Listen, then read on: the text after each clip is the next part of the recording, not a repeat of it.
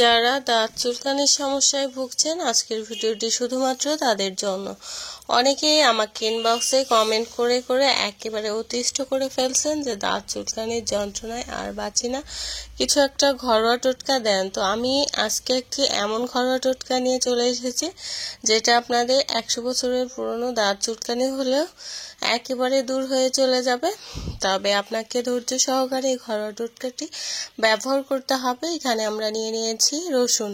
Fungal infection বা যে কোনো চর্মরোগ দূর করতে রসুনের কোনো জুড়ি নেই। রসুন কিন্তু একেবারে অ্যান্টিবায়োটিক হিসেবে কাজ করে। আর এরপর নিয়ে নিয়েছি গুঁড়ো হলুদ। অবশ্যই হলুদটা কাঁচা হলুদ, যেটা শুকিয়ে শুট করে তারপর ব্লেন্ডারে ব্লেন্ড করে নেবেন। বাজারের কেনা ভেজালযুক্ত হলুদ হলে হবে না। তো এরপর দিয়ে দিয়েছি কোকোনাট অয়েল। তো তিনটা উপকরণ দিয়ে ভালো করে মিক্সড করে নিতে হবে। অবশ্যই ভালো করে মিক্সড করে নিতে হবে। আর অবশ্যই যেখানে আপনাদের ফাঙ্গাল ইনফেকশন হয়েছে সেই জায়গা পরিষ্কার রাখতে হবে। আর ঢিলেঢালা জামা কাপড় পরতে হবে। অবশ্যই যেন ঘেমে না যায়, স্যাঁতসেঁতে না থাকে সেদিকে খেয়াল রাখতে হবে। আর টাইট ফিটিং জামা কাপড় পরলে কিন্তু এই ফাঙ্গাল ইনফেকশনগুলো বেশি হয়, সেগুলো থেকে দূরে থাকতে হবে।